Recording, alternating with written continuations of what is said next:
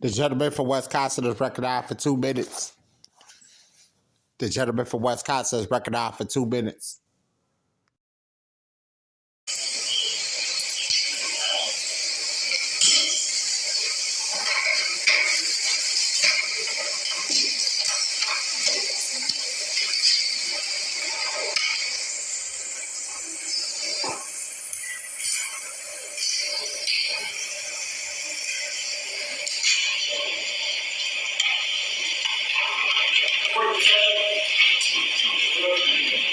Good morning, everyone. Please be seated. Thank you all very much for your patience.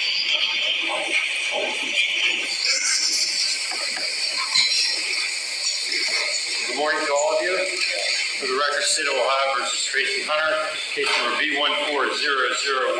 This matter is on the docket today solely for the execution of the sentence imposed by my predecessor, Judge Nadel, on December 5th, 2014, for a jury conviction against Ms. Hunter on count 6 of the indictment, having an unlawful interest in a public contract, a felony of the 4th degree. The judgment entry imposing that sentence is signed by Judge Nadel and is part of the record. Mr. Singleton, Ms. Branch, you represent Ms. Hunter, is that correct? That's correct, Your Honor. Good morning. Yes, Your Honor. Thank you. And Mr. Crosswell, you're here on behalf of the state, is that correct? I am, Your Honor. All right, thank you. Thank you all for being here. I will point out, as most people here know, this is not a sentencing hearing. It is not a resentencing hearing.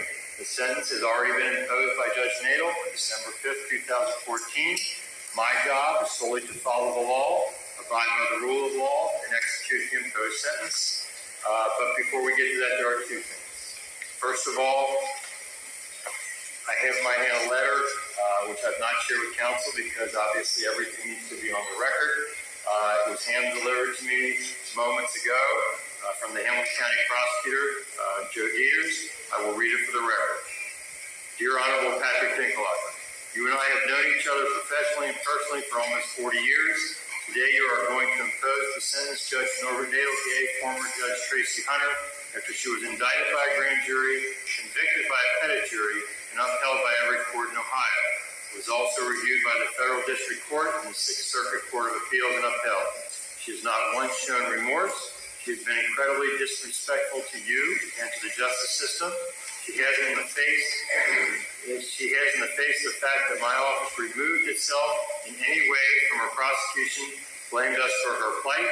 That being said, I believe she has some type of mental condition that has created this scenario. What are we doing here, Mr. Singleton? Oh, sorry, Judge. Tracy, I gave her an opportunity to speak, and that was turned down. It's not being offered now. Please have a seat. So you're denying my right as a defendant to address the court. Ma'am, please have a seat. I just want to make sure. Thank you. Thank you, ma'am. The record should reflect again, you were offered an opportunity to speak. Turn that down.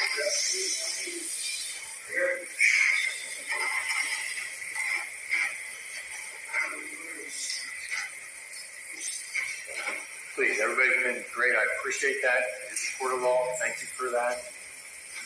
As you all heard, she's offered an opportunity to turn that down. So, with that, in this case, I believe the law permits the execution of the sentence, and I know justice gets thrown around a lot, but I think justice demands in this particular case. So the court, Ms. Hunter, orders the execution of the sentence imposed on December 5th, 2014 by Judge Number 3. You are to do 6 months in the Hamilton County Justice Center, credit 1 day. Mr. and Ms. Deputies can take her away.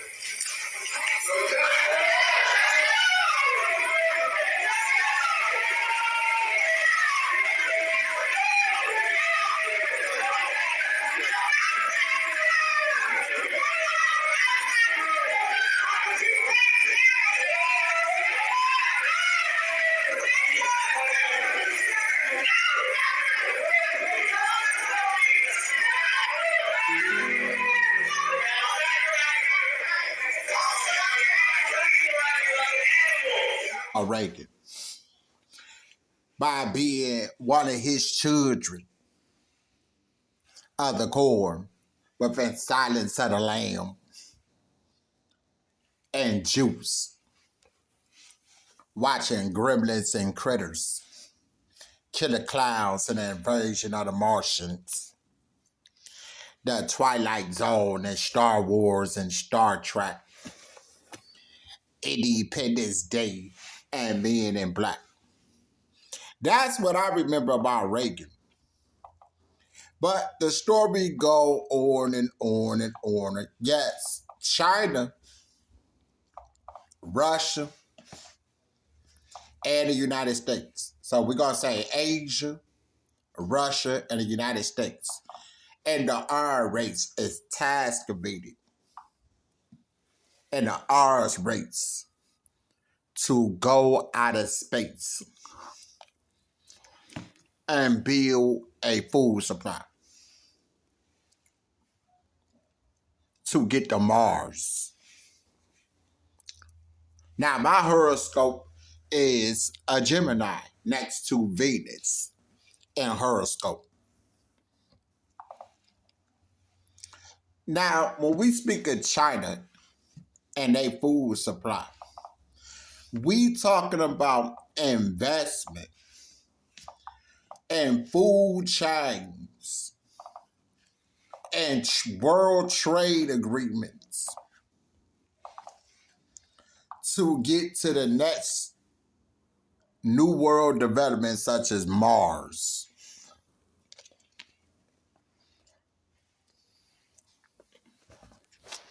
Everybody know you can't live on Mars without food. That's a total recall on whatever Congress talking about.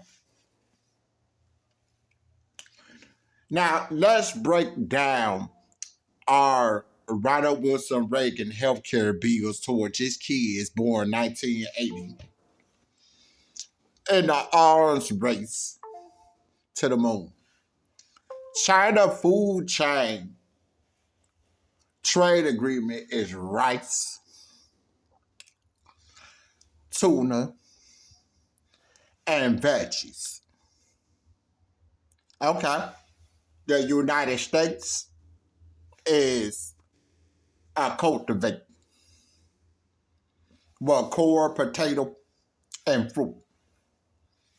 Russia food chain is meat and milk to have the strength to go out of space. Now let's break down GED stat by science food group. Let's look inside the diagram of food group when trying to get to Mars and live on Mars underneath the earth inside the sally port with adequate ventilation. Inside the military form of GED stat by science food group. Food group is poultry, fish, milk, cheese, and veggies and fruit. That's the crux of David and religion. So, of course, China is going to cause a lot of controversy on the subject matter. Because if you ask NASA astronauts, Gabrielle Gifford husband to testify, he would tell you everything about natural resources when it comes to corn. Corn is an ethanol gas that produces diesel fuel. Potato can be used as an alcohol to start a motor vehicle. Rice is an arsenal. These are gases that you need, really, to survive in the way of life on Earth. So when we talk about China and that controversy on the food chain, always remember Ronald Wilson Reagan healthcare bills and the arms race with the Soviet Union leader Mikhail Gorbachev mandate of peace and that food chain. So let's tell the full story and not the propaganda agenda story. Now I yield back. Заява Генерального секретаря ООН. Mr. President, ladies and gentlemen of the media, Mr. President, I want to thank you and the Ukrainian people for welcoming me once again in such difficult circumstances. This is my third visit to Ukraine in less than a year. My third visit to show our full commitment and to help seek solutions. The position of the United Nations, which I have consistently expressed, is crystal clear. Russia's invasion of Ukraine is a violation of UN Charter and international law. The sovereignty, independence, unity, and territorial integrity of Ukraine must be upheld within its internationally recognized borders. Our ultimate objective is equally clear: a just peace based on the UN Charter, international law, and the recent General Assembly resolution marking 1 year since the start of the war.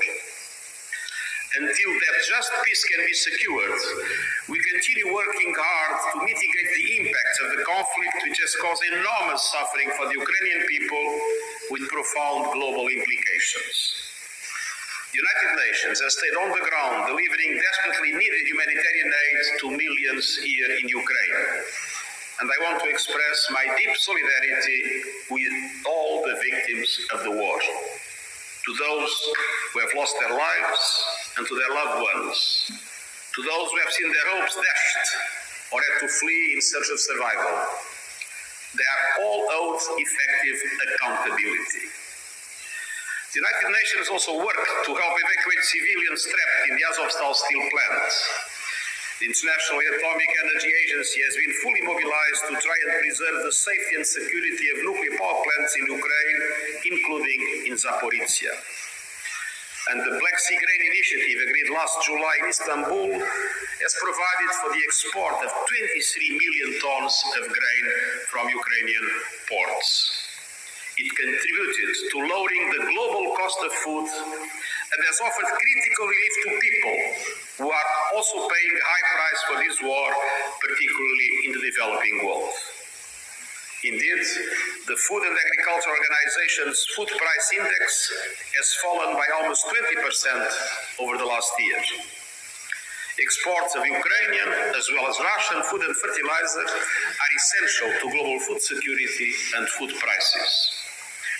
I want to underscore the critical importance of the rollover of the Black Sea Grain Initiative on 18 March and of working to create the conditions to enable the greatest possible use of export infrastructures through the Black Sea in line with the objectives of the initiative. Safety and security around the Zaporizhia nuclear power plant is also vital. I believe that a possible mediation to seek the full demilitarization of the area while ensuring that the plant can return to normal operations would also be important. And the United Nations stands ready to offer its good offices. At the same time, we will continue to support solutions for humanitarian problems wherever possible on every front, such as a meaningful expansion of the current exchange of prisoners of war until it is completed. The recent shocking images of a Ukrainian soldier apparently being summarily killed is yet another tragic reminder that the laws of war must be strictly respected. We must pursue all of these objectives, recognizing that each one of them has value in itself. with the governor. And the second panel will be 5 minutes questions as normal. So good morning and thanks to all for being here for a timely and necessary conversation about threats China poses to American agriculture. The People's Republic of China, governed by the Chinese Communist Party, which is where this threat comes from. It doesn't come from individuals. This is imposed basically where we're looking at links to the Chinese Communist Party. It's going out of its way to reduce its reliance on American agriculture, all while aggressively pursuing tactics that threaten our nation's ability to feed itself. Now, these threats are multifaceted, strategic, incendiary, and require a coordinated and a proactive response. These last few years have seen China steal U.S. intellectual property, hack critical cybersecurity and related infrastructure, weaponize agricultural trade, and acquire American farmland at an alarming rate. Each of these disrupt our national security, our rural communities, and our resiliency. Now, China has long used its legal and regulatory system to steal intellectual property, and we have seen this in everything from semiconductors to seeds. Not to mention the scale and the sophistication by which China can manipulate critical infrastructure has exposed vulnerabilities in American technologies. Now, this interference has ranged from data breaches and theft of agricultural research to ramping up disruptions of irrigation and transportation systems. In 2022, Chairman Comer and I, with more than 125 of our Republican colleagues, asked the Government Accountability Office to evaluate foreign investments in U.S. farmland and its impact on national security, trade, and food security. As many of you know, in 2021, the Department of Agriculture estimated that foreign investments in U.S. agriculture land grew to nearly 40 million acres. A few months ago, we received the final report, which showed Congress where gaps exist in our reporting framework and how better and more timely coordination between federal agencies could help increase visibility into potential national security risks related to foreign investment. Congress took a natural first step with the recent passage of the Consolidated Appropriations Act, where the bill addressed foreign ownership of land by improving the tracking system of it. The fact China imports almost as much food as the U.S. exports to the whole world makes this conversation more difficult. In recent years, the U.S. has seen record export values to China for soybeans, corn, beef, chicken meat, tree nuts, and sorghum, all of which are major contributors to our domestic farm economy, underscoring the importance of expanded market access and market diversity elsewhere. So, how do we strike the balance, protecting our producers and consumers in every piece of agriculture value chain, while keeping pace with China's needs? How do we reduce our reliance on one country without undermining the necessity of a strong export market? How do we think smartly about policies that mitigate threats while protecting our best assets? Today's witnesses come to the table with lived experience and decades of knowledge on China and these very questions. I welcome each of you and look forward to the discussion. With that, I now like to welcome the distinguished ranking member, the gentleman from Georgia, Mr. Scott, for any opening remarks he would like to make. Yeah, thank you, Chairman. Ladies and gentlemen, the purpose of today's hearing is to discuss the influence that China has on American agriculture. But unfortunately, some of the rhetoric surrounding this topic may derail us from tackling the real issues at hand and may contribute, hopefully not, but may contribute to violence against Asian Americans. And I want all Americans to know that we on the Agriculture Committee condemn all bigotry, including race-motivated threats and acts of violence. This is about agriculture policy, not people policy. I also want us to keep in mind that China is an important trading partner to the United States, and we need a thorough and policy-heavy conversation so that we can help the American farmers and our agricultural system navigate this difficult, challenging, and somewhat thorny issue. I hope everyone here today will engage in a serious, fact-minded, fact-based conversation and avoid fear-mongering and alarmism. Though I'm told that this isn't the topic of this hearing, I am also pleased that the recently enacted Agriculture Appropriations Bill will help USDA update its outdated system of tracking foreign agricultural land ownership in the United States of America.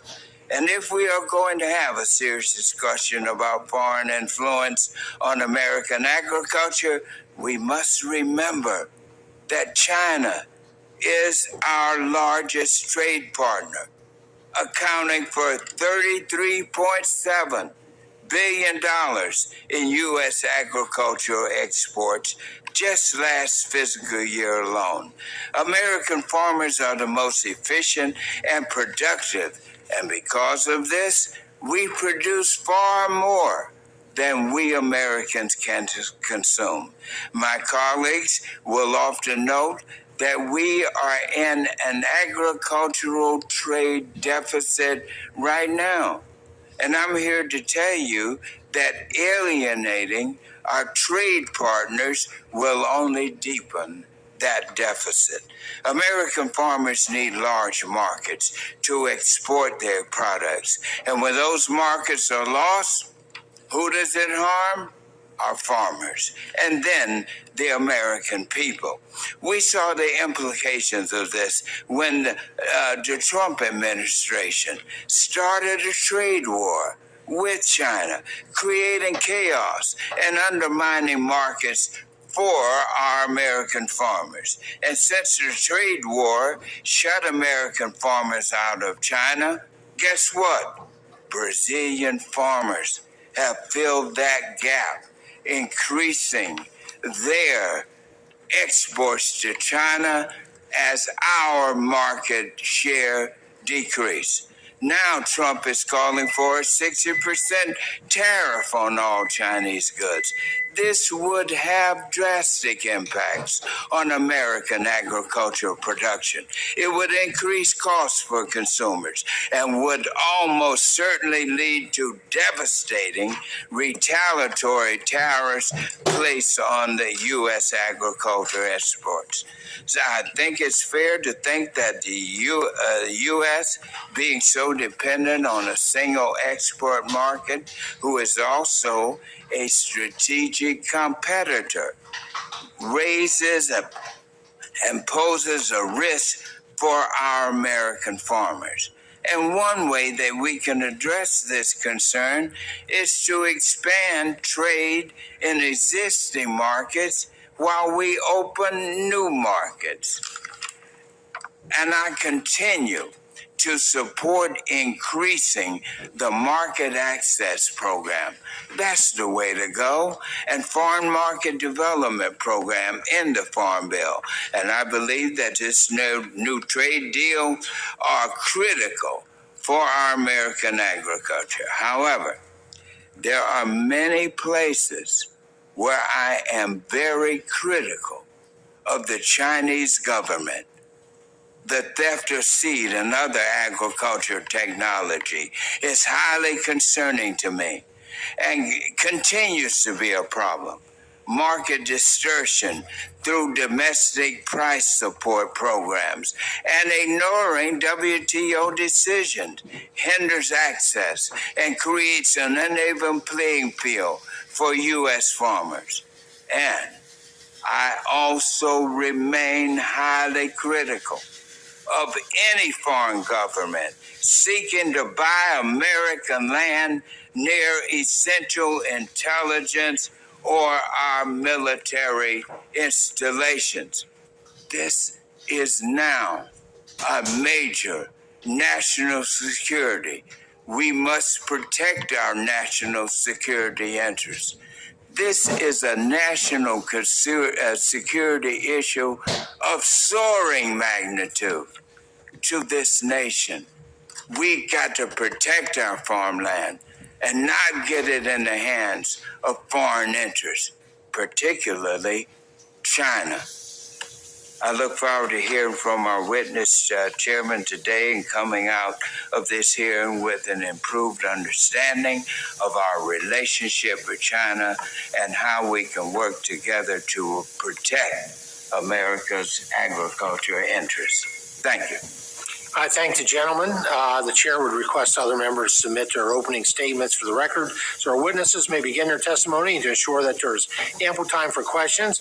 Please recognize our colleague, the gentleman from South Dakota, Mr. Dusty Johnson, to introduce our first witness today. You know, Mr. Chairman, governing a nation should be a team sport. Unfortunately, there are a lot of free agents in politics. People who don't understand the value of shared vision and shared efforts. Luckily, our speaker this morning, my friend, my governor, she knows how to work together.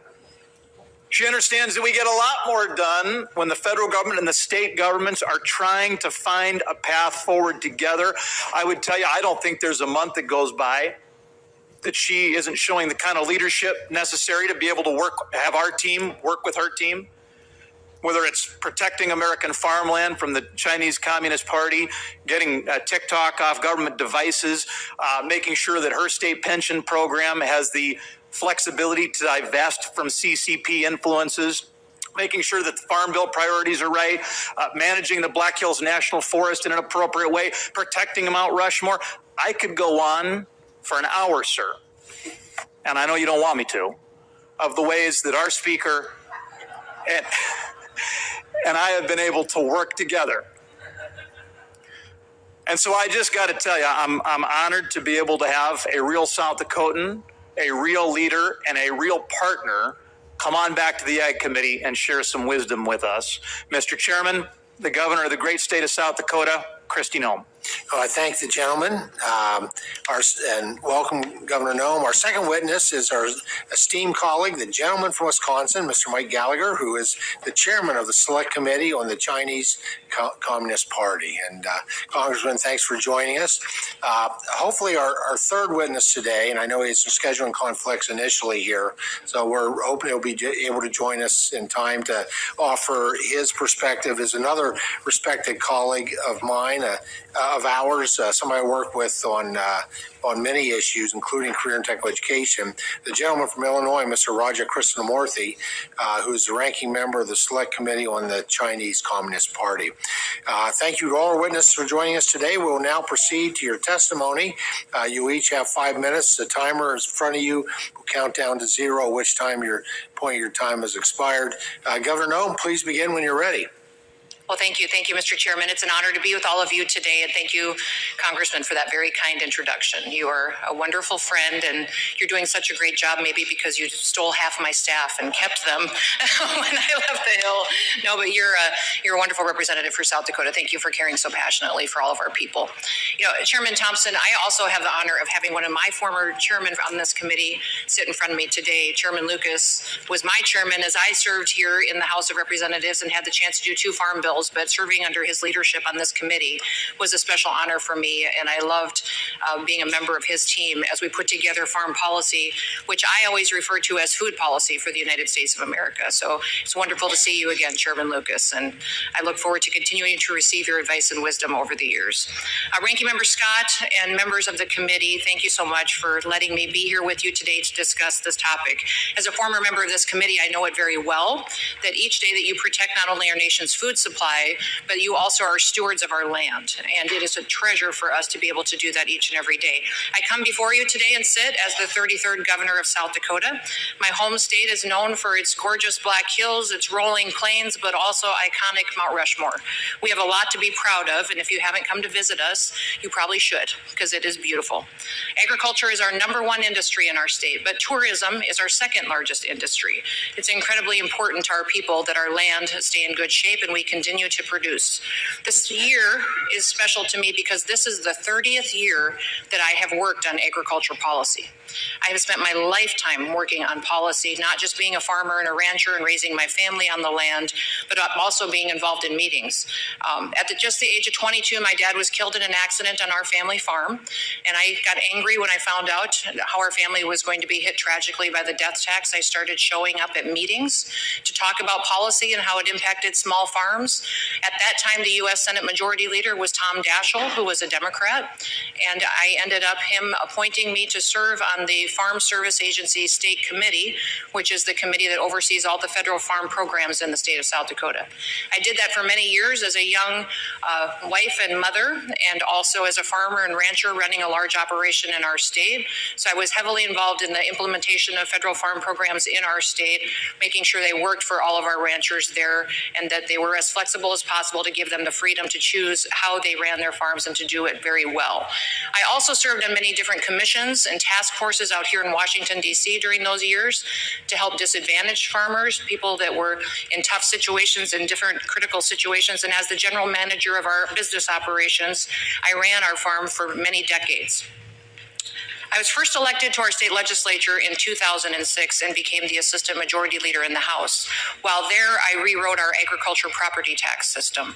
I ended up running for Congress, was elected, served on this committee, and we worked on 2 farm bills while I served on this committee, also served on natural resources, on the Armed Services Committee, Education and Workforce Committee, and then ended on Ways and Means Committee when we did tax reform, and was very proud to see that signed into law. In 2018, when I ran for governor in our state, and I won and then was reelected again last year, or in 2022, and I'm in my second term now. I tell you all of this because I think it's important for you to know that my heart is with the land and it is with our people, but when it comes to policy, that I know what I'm talking about. And I know it because I live it. Today, our focus of this committee is the danger that China poses to American agriculture. Over the years, I have witnessed this hostile communist country work to systematically take over our food supply chain. They have decades ago started buying our fertilizer companies, controlling our ability to access fertilizer, bring it into the United States. Then I watched them buy up our chemical companies as I worked on implementation of programs and policies at our state level and at the federal level. I watched us as we sold citizenship to Chinese communist members of the Communist Party for investment into our processing systems. And now most of our processing facilities are owned by the Communist Party or Chinese government. Now they are coming for our land. And when they buy up our land, they will complete their chain of control of our food supply. Between 2010 and 2020, the Chinese Communist Party's holdings of ag land increased by 5,300%. Reports now show that China owns about 384,000 acres of U.S. ag land, valued at over $2 billion. This should be alarming to all of us. USDA admits that this may not even account for all of the land that they own because there's very little track of foreign interests that are involved in these large transactions. In fact, there's very little reporting that happens at the state or the federal level, and little consequences for allowing countries who hate us from owning our land. Just this past summer, we had members of the Communist Party contact our state government and want to come and visit, tour our processing facilities, see our farms, and visit South Dakota. We declined all of those meetings, but just within days, we received a phone call from the State Department telling us that those were Chinese spies. They were there to steal our intellectual property, to steal our genetics, and wanted to debrief us if we had met with them. Thank God we did not. We were told they were there to help improve our trade relations, that they were there to improve our business and our exports, and instead they were there to steal from the United States of America. So the threat is very real to us every single day, what China is doing, and they have a 1,000-year plan to become the world dominating power in the world, and the only thing standing in their way is America. Just this past summer, it was very clear to me when those Chinese spies were in our state that China wants to control us, and they want to do that by controlling our food supply. The Chinese Communist Party is not our friend. They're not our partner, and they're not our ally. They're our enemy. And they're a rapidly expanding national security threat that can't be ignored. So let me be clear. They are buying up our entire food supply chain, and when America can't feed itself and we rely on other members of another country to feed us, it becomes a national security issue. The country that feeds us will control us. And let me remind you why we do a farm bill every year. And I'm well aware that you have a priority to get that done, and I'm looking forward to getting a farm bill done because that is the safety net for our farmers out there. In the past, the farm bill has always been a bipartisan issue, and it should continue to be a bipartisan issue. I had the opportunity to work on 2 of them, and it is simply a safety net for our farmers. It is important, and America decided years ago that we needed to have a farm bill to ensure that every family in this country had a safe and had an affordable food supply, that they had the ability to go to a grocery store and to put food on the table for their families. And that if a farmer had a good year, he could pay his bills, but if he had a bad year, he could lose everything. And we didn't want ever to have a drought or a flood or something happen that caused us to lose all of our small family farms and allow us to lose the ability to feed ourselves. Every family in this country recognizes the importance of a farm bill. I know you do too, and I'm looking forward to you getting one completed to make sure that we continue to feed ourselves in this country. The farm bill should be designed to help farmers and not environmental extremists. I hope that you'll continue to focus on making sure that we are working as a conservationist myself. I'm committed to protecting the abundance of our natural resources in my state, but so-called climate-smart agriculture dictated by the Biden administration does not help farmers. It does not help us put food on the table or conserve our natural resources. Oh, you want wildlife habitat solutions that meets the needs of people and the state to best serve this country and our ability to feed ourselves and protect ourselves. The Farm Bill manages risk, and it is a safety net, and I hope that you can get that done. Recent media reports show that the largest Chinese holder of American ag land is shipping food and medical supplies to China to be stockpiled by the Chinese military. We all saw when China purchased land in North Dakota that they claimed was for a corn processing plant, that there wasn't going to be enough corn in that area to supply that plant, and that it was just miles from a military installation.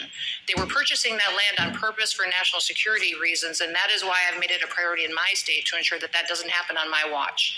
In South Dakota, we worked for 2 years to make sure that we had a bill in place that would make sure we know who's buying our land and that it wasn't going to be from a country that hated us. China would never allow us to go to their country and buy land in their country. They don't even allow their own people to buy their land. There's no reason we should allow them to come into our country and buy our land, and especially not close to our military installations. South Dakota is the home to Ellsworth Air Force Base. It's the home of the B-1 bomber that has protected this country for the last 50 years. It's also home to the MQ-9 Reaper drones, which are in operation protecting us as well. But it will be the first home of the B-21s, which will be the bombing platform that will protect this country for the next 50 years. And it's incredibly important that we stop China and that we make sure other evil foreign governments don't come in and have the opportunity to buy land next to these military installations. When we talk about food policy, please talk about it from a national security standpoint. It is important that we grow our own food, that we produce it here, and that we're doing it in a way that protects the United States of America. And with that, Mr. Chairman, I will yield back. Very good. Thank you. Thank you, Governor. Now, please recognize Chairman Gallagher. Begin when you're ready. Thank you, Chairman Thompson, Ranking Member Scott, members of the committee. What an incredible opportunity to be able to discuss the threat posed by the Chinese Communist Party in general, but to American agriculture in particular. I want to thank the governor for her leadership in really sounding the alarm about this threat, and also for carrying the burden of dealing with Dusty Johnson before he leaves. He may not technically weigh that much, but that's a heavy burden. And I believe he is from your Dakota. I always get it confused. A year ago, a gentleman named Xiang Hitao, a PRC national, pled guilty to conspiracy to commit economic espionage and was sentenced to more than 2 years in prison for stealing intellectual property from his employer, which was a Monsanto subsidiary. Xiang took copies of the algorithm on a one-way flight back to China, where he later worked for the Chinese Academy of Sciences Institute of Soil Science.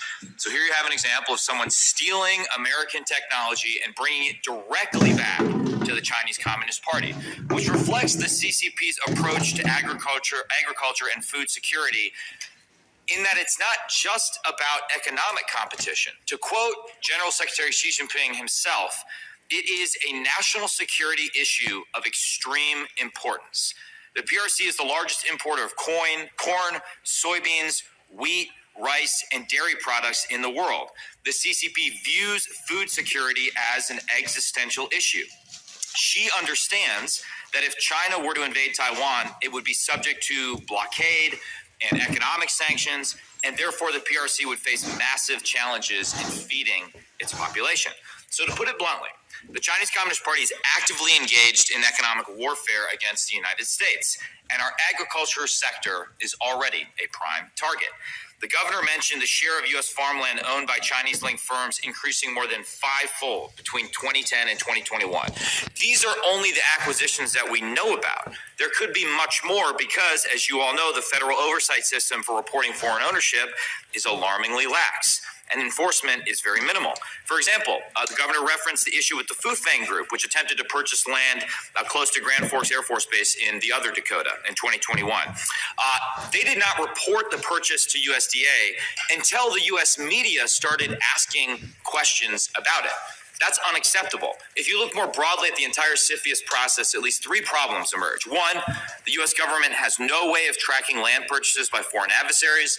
There was a recent GAO report that found USDA is incapable of properly tracking such land purchases by problematic actors. Second, even upon discovering a problematic transaction, CFIUS often finds it has no jurisdiction, despite the fact that in the FIRMA bill, we tried to give CFIUS said jurisdiction.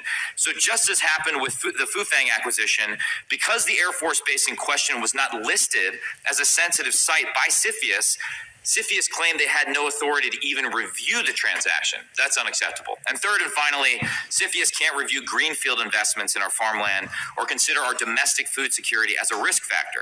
So our foreign adversaries are able to purchase thousands of acres of our farmland, and CFIUS can't even consider the potential impact on our food supply.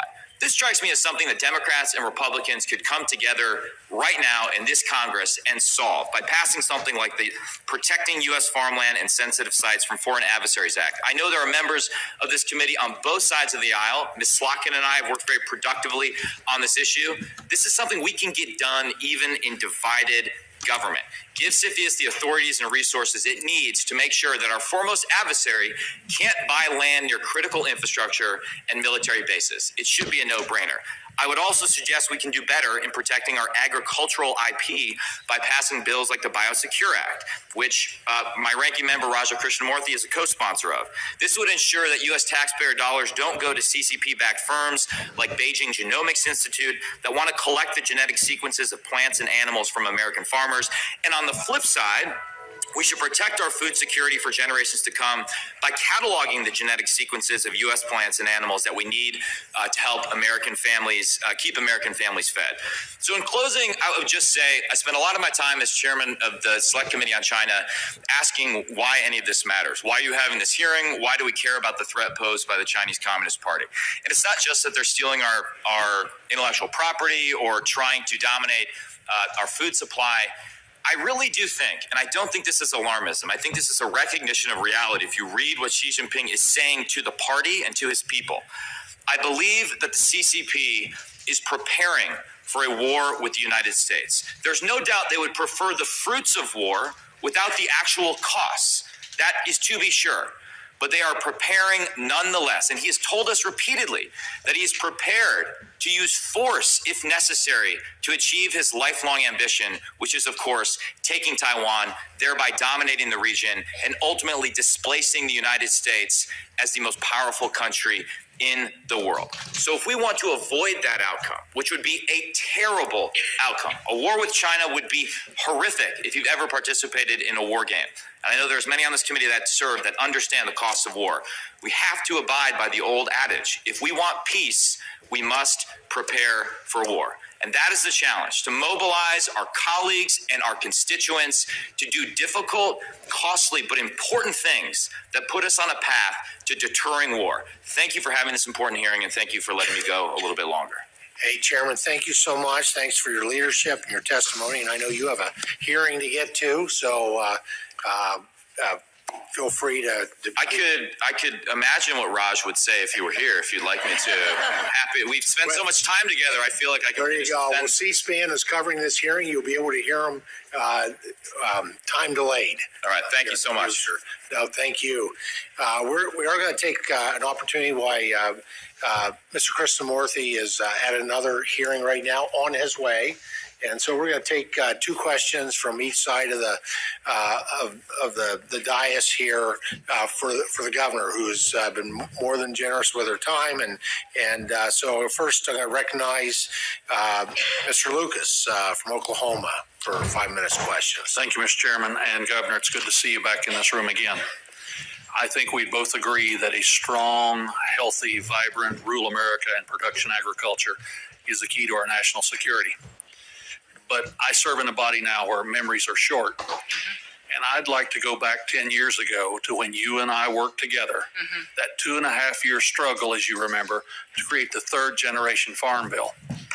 And maybe memories have numbed with time, but not just the way you conducted yourself in this committee on behalf of your constituents, but in those Republican conference committee meetings where we together battled diligently to get the attention of elected leadership about the importance of these farm bills. I will forever be eternally grateful for you backing me up in the way you handled the speaker and the floor leader on behalf of rural America and production agriculture. So thank you for that tenacity, which I suspect is only grown stronger with time in your role as governor. Well, sir, you keep lighting people on fire and they get a little tougher, and understand that what you all say and matters, and what you do matters. The words you use have consequences, and it matters who's in leadership. So I have gone at times in my different roles, recognize that leadership needs to sit and listen to people and have conversations. We've become a country that has become addicted to being offended by each other. And therefore, we love to be offended by something that somebody has said. And I would just ask that we start listening to each other. The Farm Bill should be bipartisan. It should be bipartisan, that we be able to put a safety net out there. And I'm asking you to do it for the consideration of our food policy. If we think a pandemic was scary, can you imagine what happens if we can't feed our people? We are only 3 meals away from a crisis.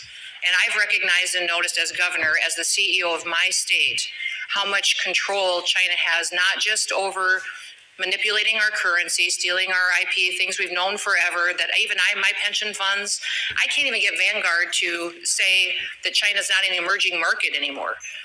Everybody in the world will agree that they're not an emerging market. They should give me an ability to invest in a fund that doesn't have China in it, but I don't want to do that as a governor, for my people to get them the best returns possible. But now when I look at our food supply system and our processing system, and we recognize that China's not our ally, yes, we do trade with them. And when we do trade, and I worked on trade agreements when I served on the Ways and Means Committee, I had the ability to notice that when we did trade agreements, we created friendlier neighborhoods. But we can't do that if we're not talking to each other and having conversations. So that farm bill, even though I picked a lot of fights with my own fellow Republicans, we got them done. And we're going to have to challenge both members of both parties to come back to the table to make sure we have that safety net so we continue to feed our families. Thank goodness for that tenacity you demonstrated then and continue to demonstrate. With that, I yield back, Mr. Chairman. Gentleman yields back. Now, please recognize the ranking member for 5 minutes questions. Thank you very much, Governor. How are you? I'm doing good. Good to see you again. And it's good to have you with us. But tell me this. What is your opinion of Trump's proposal for a 60% tariff on all Chinese imports? And are your farmers ready to face the potential consequences of this? I think that is a proposal that people are still looking at and having conversations about. And that's a great conversation for you to continue to have as well with the Republican members here as well, to weigh in to make sure we get the best policy in place, because policy is what matters. And the debate and the discussion is incredibly important. You made a comment in your opening statement, Ranking Member Scott, that you talked about the fact that we were here to talk about ag policy, not about people policy. And for me, I would say that all ag policy is people policy.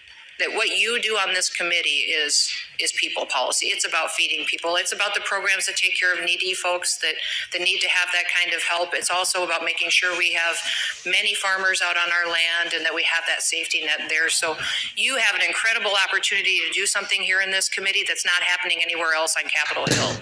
And I hope you catch that vision. Nobody really cared, I would say, years ago that much about a little state called South Dakota. We get one member of the House. When I came here as a congresswoman, I didn't get a delegation. I was all by myself. So I became friends with everybody, Republicans or Democrats, because if I wanted to get stuff done, I could. We were the first state to ban TikTok. And after that, dozens of states banned TikTok because of the threat that it is. We also. Okay, Governor, I got one more question for you in my short time. If you listen to my opening statement, I hope you understand how concerned I am about foreign governments coming in and buying up our land, especially our farmland. Food makes the Agriculture Committee the most powerful committee up here in Congress because you can do without a lot of things, but the one thing we cannot do without is food. Right. And I'm concerned about the China impact, especially in buying up this farmland. And when you correlate that with the number of immigrants coming into this country from China, that's a long way to walk. And they ain't walking to get to Mexico or South America to get in those trips where they're coming across our border. I got to wonder about that, and I want to ask you, how much land in South Dakota have gone to foreign interests? And I want you to know that I agree with you. This is a national security of high monumental interest. And we've got to get to the bottom of it. How is your state reacting to the buying up of land by foreign governments, particularly China, in your state? Well, sir, that was the question that I had when I became governor. And what I found is we had a law in the books that prevented foreign evil governments from buying our land, but there was no reporting mechanism and there was no consequences. So therefore, we didn't know who owned our land, who owned our investment. We couldn't determine that because nobody was reporting. What we do is we make critical infrastructure aware that that may exist in their systems, so they can also be aware of the threat, either mitigate it or replace it. I think the whole effort is incredibly important, and commend you for the bill. Yeah, well, certainly we have a lot of vulnerability, and we're working to get, and I realize I'm almost out of time, Mr. Chairman, but we're working to get a true accounting of what vulnerabilities still exist within even government buildings or even leased government buildings. So thank you for all of you appearing before our committee today. I yield back, Mr. Chair. Thank you. Ms. Brown. Thank you, Mr. Chairman. I want to thank each of our witnesses for leading extraordinary agencies at a time of great turbulence and instability in the world. Our cybersecurity capabilities are perhaps one of our greatest threats and opportunities in the 21st century. We must do more to deter and respond to threats to our systems coming from the hostile actors across the world, including North Korea, Russia, and Iran. And we know the Chinese Communist Party has incredibly sophisticated cyber infrastructure and will become, or has been discussed today, already one of our fiercest competitors on this front. One of our greatest assets, something which the CCP overlooks, is our diversity. As Speaker Emerita Nancy Pelosi and Vice President Kamala Harris have both said, our diversity is our power. One aspect in which we can and must do so much more is to build and rely on a diverse pool of talent in the field of cybersecurity.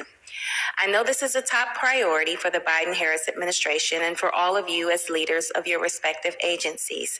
So turning to you, Director Coker, I know this topic is something important to you and you have spoken about it before. Can you speak on the administration's broad effort to increase our cyber workforce by sourcing talent from diverse places and the benefit it brings to our ability to combat CCP efforts? Thank you so much for that question and that important topic. And to me and the administration, diversity is all about achieving positive mission outcomes. That message cannot be misunderstood. It's about positive mission outcomes, and we do that by having the strongest teams possible. I talked to 500,000 open cyber jobs, so whatever we've been doing lately hasn't been working. So what do we need to do to fix that? We have the National Cyber Workforce and Education Strategy that has its pillar. Two that are most relevant to your question are expanding the federal cyber workforce and then America's writ large. We need to do that by, number one, having people realize the impact to national security. We talked about national service. I think Americans want to serve our nation and need to be clear about cybersecurity is serving our nation. Growing up, about the only national service we had by and large was wearing a uniform, voting, and paying taxes. That's changed today. All those critical infrastructure segments that we have, that's national security. So we need to make sure there's an opportunity to serve our nation in cyber. Number two, it used to be a misnomer that cybersecurity and cyber in general was a technical endeavor. That's not the case. Folks think they have to be STEM. Cybersecurity is about critical thinking. It's about agility. It's about being open-minded. So one need not be an engineer or a scientist to make contributions in cybersecurity.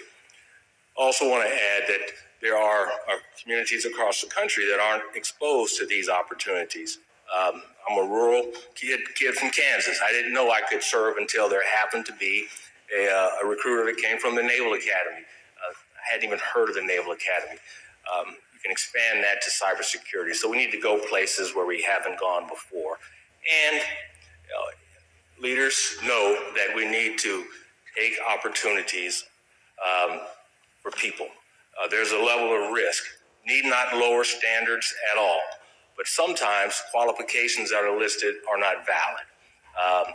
People can learn. We find the right people, we develop them, retain them, and we turn them loose. So the administration's perspective is let's find the right people, looking in places we haven't necessarily looked before. And why? Because we need more, better, different people to achieve positive mission outcomes. Thank you so very much. I now want to turn to another important topic which weighs on all of our minds, and that's the 2024 national election. As we frequently remind everyone, the 2020 presidential election was the safest, most secure election in our nation's history. However, the 2016 election preceding it was scarred by Russian hacking and broad disinformation campaigns, which severely compromised the integrity of the election.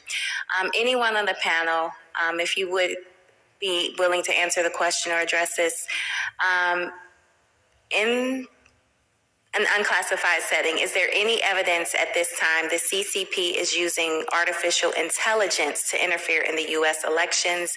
And how do we ensure this election is free from CCP influence? And I only have 8 seconds, so sorry.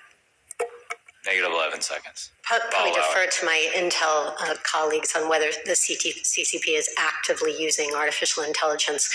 But based on the DNI's report in December about the activity in the 2022 midterms, which talked about the aggregate scope and scale of foreign activity and influence and interference, being more than we saw in 2018, and specifically Chinese attempts at influence, we should expect it. We should absolutely expect that foreign actors will attempt to influence and that they will interfere. But to be very clear, Americans should have confidence in the integrity of our election infrastructure because of the enormous amount of work that's been done by state and local election officials, by the federal government, by vendors, by the private sector since 2016, since election infrastructure was designated as critical infrastructure. It's that work that should make the American people confident in the security, resilience, and integrity of the American election system. Kelly's time has expired. Mr. Jimenez. Thank you, Mr. Chairman. I actually share the thoughts of my colleague on the other side, Mr. Auchincloss, about the need to provide technology so that the people that live in repressive regimes like Russia, China, Iran, we actually start a second front without shedding any blood, so that the people inside can actually, they're all seeking freedom, and we need to help them achieve freedom and throw the shackles of this regime. So hopefully we can have that kind of technology to allow them to communicate with themselves, so that can happen. One of the things that happened very interesting. There were hundreds of thousands of people who took to the streets of Cuba back in a couple of years ago in July, and the first thing that the Cuban government did was shut down the internet, identify the leaders, and then took them out. We can find technology that allows the people to communicate with themselves. I think we can actually help the cause of freedom around the world. And so, I'll be working with my colleague there to see how we can make that happen. I actually believe that the cyber war that we're conducting right now is a battle. And I think actually the race is really the race to AI. Do you agree with that, Ms. Easterly? I think AI will play a tremendous role in the battlefield to come, but both on private sector as well. How important is the accumulation of data in this race to AI? Oh, it's all about data at the end of the day. So good. Data is the gold. So here's where I'm going. Data is the oil. Okay, there's 150 million users of TikTok in the United States. How valuable is that data to the CCP? Enormously valuable. Okay. So, Mr. Ray, knowing that it is critical for the United States to win the race to AI, and TikTok is a huge source of data, actually in a language that they need. Because I believe that the Chinese language is actually a disadvantage and that they need more Western languages in order to win that race. How critical to our security is TikTok is providing all this data to the CCP. Do you think that's a security threat to the United States? I have very significant security concerns about TikTok, and it's a combination of the ability that the Chinese government would have to, if they choose to exercise it, to control the collection of the data, to control the recommendation algorithm, and if they wanted to be able to control and compromise devices. And if you layer AI, as you're saying, right on top of all that, it just amplifies those concerns, because the ability to collect U.S. person data and feed that into their AI engine, it just magnifies the problem. We look at AI as a concern in the wrong hands, but we also know that American AI innovation is the envy of the world, and the Chinese are trying to steal it. So the big concern, of course, is that they will not only steal American data and feed it into their AI engine, but that they'll steal American AI innovation and make their theft even more effective. And all you have to do is look at the Equifax hack from several years ago, where they were able to steal the personally identifiable information from 150 million American people. Director, I'm running out of time. I need to ask you a question. It's a direct question. It's a tough one, probably. I don't know how you're going to answer it. Would you ban TikTok in the United States? Say yes or no. Well, there's a decision-making process that's outside my lane, but let me try to answer it this way. As long as the Chinese government has the ability to control all these aspects of the business, I don't see how you get your way clear to mitigating those concerns. Fair enough. I also share the concerns of my colleague, Mr. Johnson. Over the past 8 months, I've worked with the Chairman Gallagher and members of the Committee on Homeland Security, led by my Transportation and Maritime Security Subcommittee, to conduct a joint investigation examining cybersecurity and supply chain threats at U.S. maritime ports posed by the People's Republic of China. I anticipate sharing our joint investigative report soon. When I was the mayor of Miami-Dade County, we operate one of the biggest ports, in the United States. And lo and behold, when I look at our cranes, they all had Chinese writing on it. So they all came from China. 80% of the world's cranes are actually manufactured in China.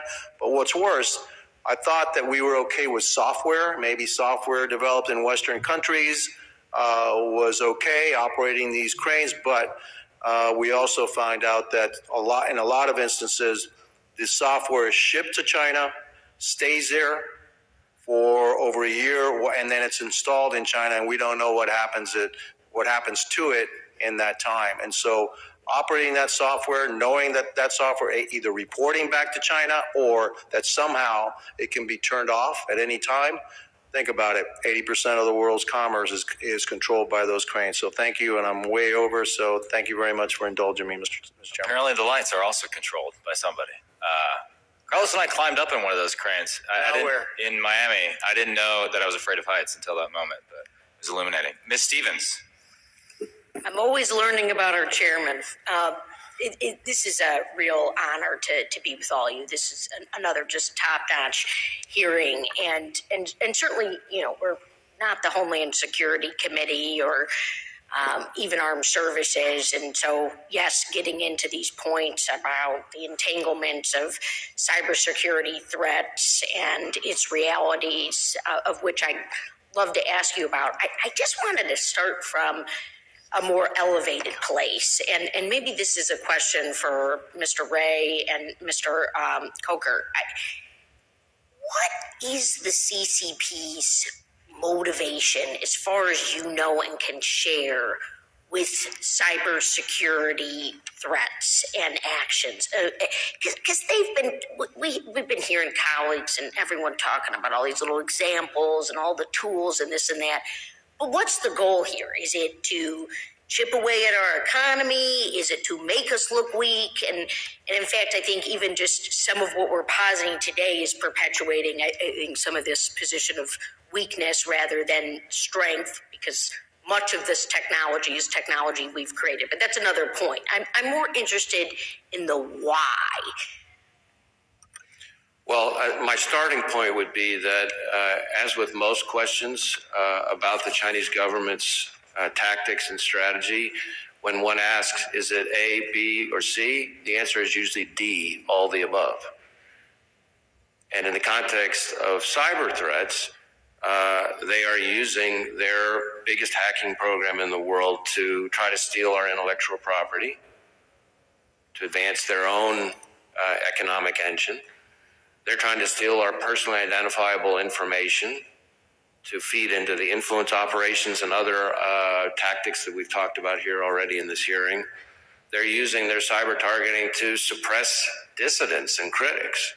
And as is revealed through the operation we've talked about and announced here this morning, they're using their cyber targeting to pre-position on our critical infrastructure to be able, should they so choose, to conduct a destructive or disruptive attack on our critical infrastructure at the time of a conflict. So they're doing all those things. They all feed up ultimately into their goal to supplant the U.S. as the world's greatest superpower. I'm in agreement in that the goal is to supplant the U.S. We are in a competition with China, and frankly, they're the only nation that has the means to reshape the international order, and means being diplomatic, economic, military. We are in a competition. We have to acknowledge that. Will not lose sight of it. We also need to manage that competition responsibly to avoid the confrontation and conflict. And we can do that by continuing to operate with competence, not yielding the initiative, not merely staying on the defensive, but being as strong as the United States has always been. If you look at the national security strategy, it says to invest at home to maintain our strength. So we shouldn't consider cybersecurity attacks warfare. I mean, I know General Nakasone, you're here, and what are they doing over there? I mean, do they have a department that is just focused on cyber attacks? Because this is sort of, in some respects, hard to wrap our heads around, right? I mean, I know, Ray, you've got your whole caboodle that you can talk about and then can't talk about, but I'm just more or less interested in terms of, you know, how are we choosing to respond to these things? What's our perch, and what do we know about how they're actually putting all this stuff together? Well, we know a lot about what they're doing, as we've talked about today. We also know who's doing it.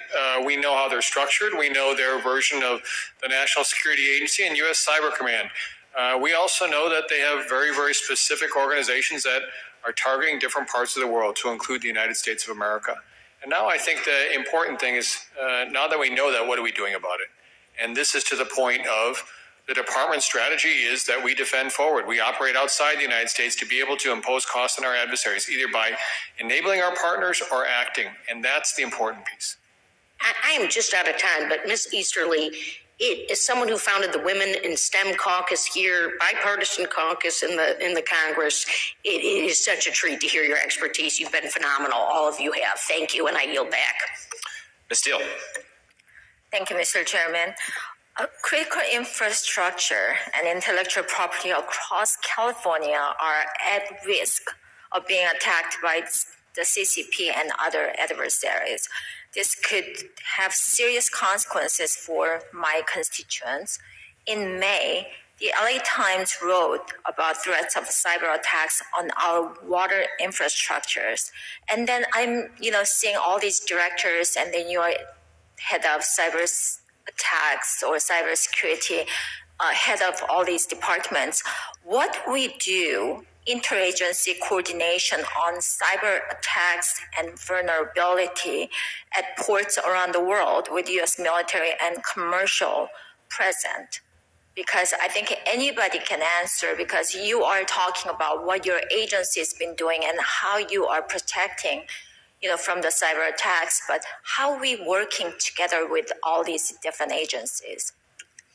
So I'll start saying a couple things. So with respect to ports specifically, so CISA was built by Congress in 2018 to serve the role as the national coordinator for critical infrastructure security and resilience. So we work with all of the sector risk management agencies to ensure that we can work with industry to help them understand the risk so that they can manage that risk and reduce that risk. And we have a phenomenal partnership with the U.S. Coast Guard, where we work with them day in and day out to do cyber assessments, to help with vulnerability scanning, to ensure that all of the maritime transportation sector has what they need to reduce risks. The other point I'd make, particularly if the CCP is watching this hearing, and I assume that they are, is the strength of our cyber capabilities in the United States of America is that we operate as a team. There may be different people doing different things, but all of us work incredibly closely together, and we know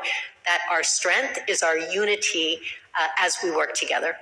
How about other allies? Because like Lodging, maritime tracking system, we are not using it, unfortunately, here in this country. But you know what? Our allies like Japan, South Korea, Portugal, Spain, they're using it. And China, CCP knows exactly what's going in and out. And even that our naval ships are going into those countries.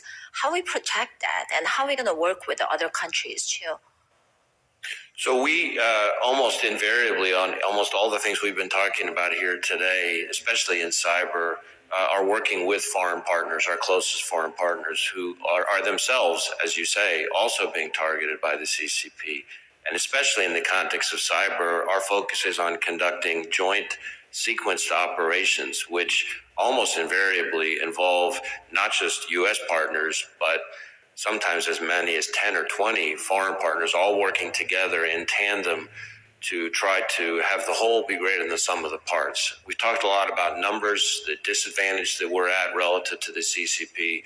But as General Nakasone said, one thing we have is partnerships, true partnerships, which allow us to have kind of our two, the U.S.'s two, together with some other country, say it's Japan's two, have it equal 5.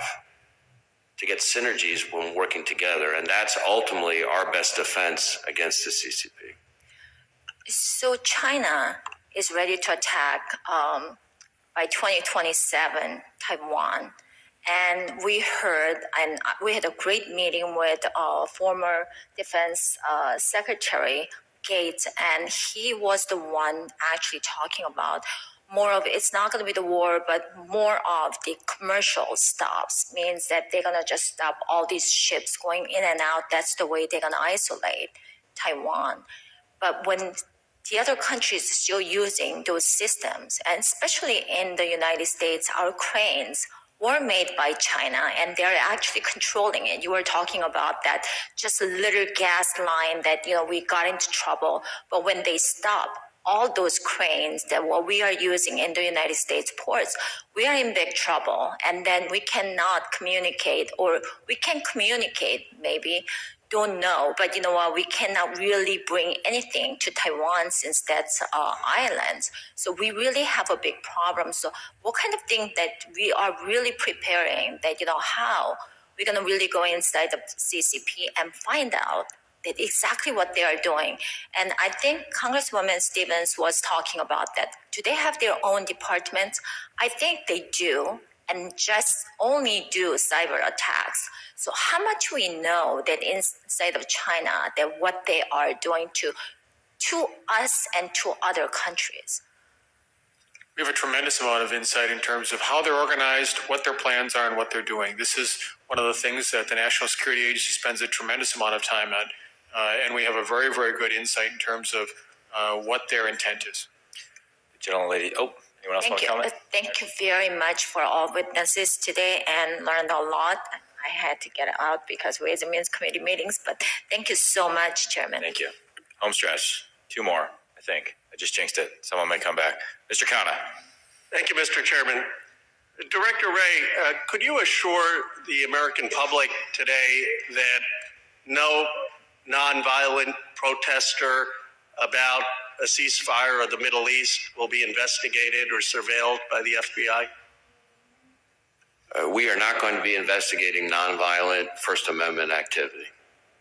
And could you just assure whatever their position is on the Middle East or the 2024 election, if there is an American who's out there engaged in expressing their view, whether that is for a ceasefire or whatever that is, the FBI is not going to be investigating them or surveilling them? Correct? Our mission is to protect the American people and uphold the Constitution, and we intend to do both. We embrace both parts of that mission. In our view, it doesn't matter what you're ticked off about or who you're ticked off at. There's a right way under the First Amendment to exercise those views, and we're going to help protect that. And there's a wrong way to exercise those views, and that's violence and threats, and we are going to investigate that. I appreciate your saying that, because I think I share your view that the First Amendment and peaceful protest is at the heart of our democracy. I also have appreciated some of your views on making sure that as we appropriately investigate Chinese threats to infrastructure and the Chinese Communist Party's threats and deal with the cybersecurity, you've been very clear that you do not think that that should involve the profiling of Chinese Americans. And I think you've been sensitive in some remarks you made at University of Michigan about how in the past that has happened. Can you speak to some of the past history of profiling of Asian Americans and how under your leadership you're going to make sure that that doesn't happen as we appropriately investigate Chinese Communist Party threats to the United States? We are going to aggressively pursue the threat posed by the CCP with investigations that are predicated on the facts and the law and our policies. And they're not going to be based on race, ethnicity, or national origin, and they haven't been. Now, it is the case that the Chinese government aggressively targets individuals here to enlist them in their efforts, but they also aggressively suppress and coerce and harass Chinese Americans and Chinese visitors here. And so we view as part of our role to help protect those people. And so part of the key is drawing the distinction in between the Chinese government, the Chinese Communist Party, the malicious actor, and Chinese Americans, Chinese dissidents, the victims.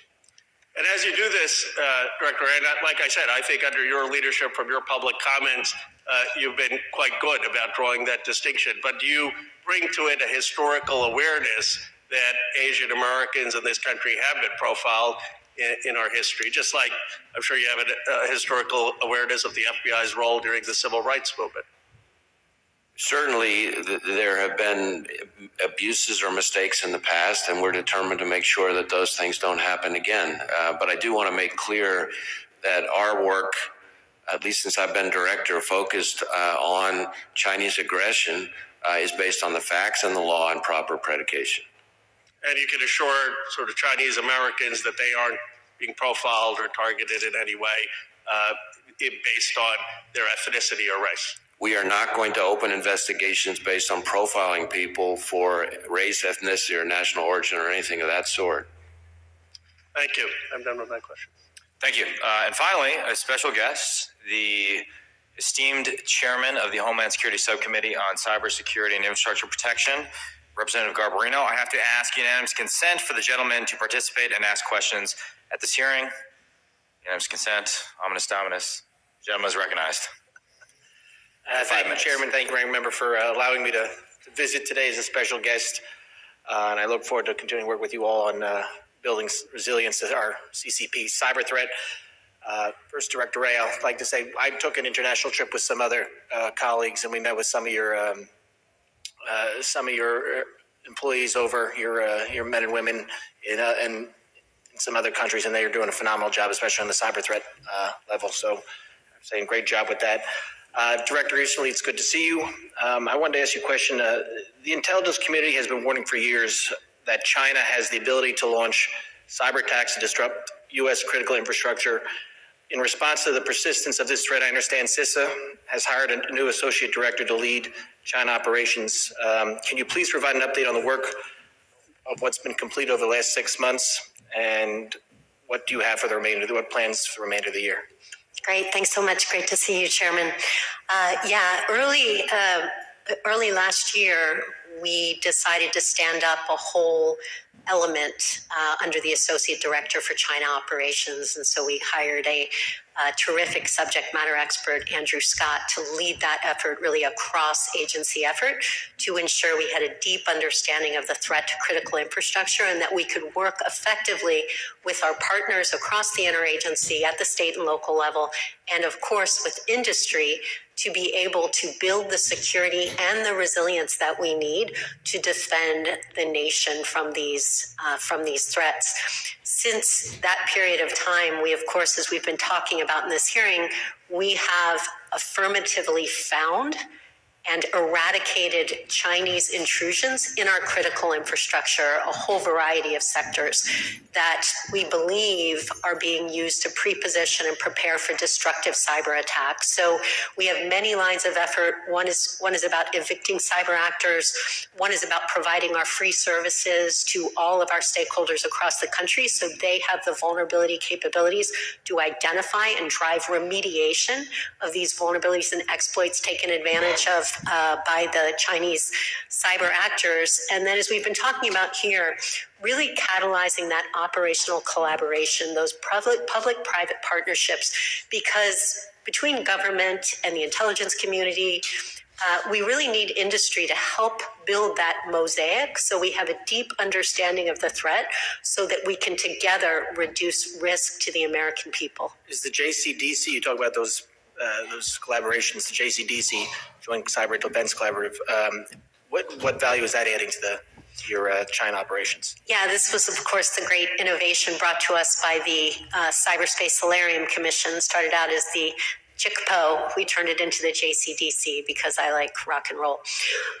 But we've had that stood up for over 2.5 years now. We went from 10 companies that we're working with to over 200. And it really has been the platform that we've used to catalyze that operational collaboration, which is rooted in 3 fundamental things. A recognition that a threat to one business could be a threat to many. Why letting FBI and CISA know about a cyber threat incident is so critical. Second, it's really the reciprocal responsibilities of government and industry to recognize that we have to share information in real time, that has to be transparent. The government has to add value. The government has to be responsible in terms of how we protect data. And then finally, what the JCDC offers is a scalable way for us to share information, not just with the private sector, but very important partners across the government, like the National Security Agency Cyber Collaboration Cell and FBI's NCI JTF. So it really does help to put operational collaboration across the cyber ecosystem on steroids. And again, we're very grateful to the Congress for helping to fund it and authorize it, and to the Cyberspace Solarium Commission for coming up with that great idea. Thank you, Director. Director Coker, congratulations on the new position. I wanted to, in your opening testimony, you mentioned administration's focusing on harmonizing cyber regulation. in furtherance of the national cyber strategy. And as you understand, the SEC recently finalized a cyber incident rule that goes what I believe is against CERCIA, and so does the Department of Homeland Security. And many sectors have said that with this new rule, their cyber employees are going to be spending half their time on compliance instead of facing the threats from CCP cyber threats. As we pursue a CRA this week, the Senate might pass it, and we're going to try to pass it in the House. What is the administration doing to harmonize between agencies and departments? And thank you for your kind words and for raising this important topic to us. Part of the national cybersecurity strategy has been to do regulatory harmonization. And the point of that regulatory harmonization is to reduce the burden of compliance. And the way we're going about that, we have issued a request for information and received more than 80 responses from the private sector and public sector. Right now, we are going through the process of better understanding those, again, with the goal of reducing the burden of compliance. So that's our goal right there. We understand that. I appreciate that. I'm out of time, but someone should tell the SEC that, though. Okay. I thank the gentleman, and pleasure to have you here. You're welcome back anytime. Well, maybe not anytime, but 2 comments, and then we'll close, and I'll recognize the ranking member. One of the first things I said in our first hearing was that the stakes of this competition were existential. Now, I got a lot of blowback for that, but I don't think after the testimony we've heard today, there could be any doubt. I mean, there is one path where we stumble into a war for which we're ill-prepared, and even victory might have existential consequences in the sense that it would transform America into a garrison state. Or there's another path in which we slowly succumb to the sedation of TikTok and we surrender, and we no longer stand for the ideals and values that America stands for, that the rest of the world is looking to us to stand for. And so while this hearing has revealed many things we need to do, and while the competition in cyber with China is one that's going to outlast my time in Congress, I'm confident of that, there are things that we must do now urgently. Foremost among them, in my opinion, particularly in light of the testimony we heard from Director Wray, either ban or force the sale of TikTok. I mean, it's bordering on national suicide if we continue down this road. And I get that TikTok has hired an army of lobbyists, including former members of Congress who are collecting a paycheck, but the time is now to do something about this. And by the way, if you're invested in ByteDance, you're not going to take TikTok public in America under the current ownership structure. So if only in your own financial interest, we have to find a way to force a separation. The time. Pleasant. This is your orientation into the drone FTU. This is a live fire exercise that you need to impress me. Target destroyed. They're gone.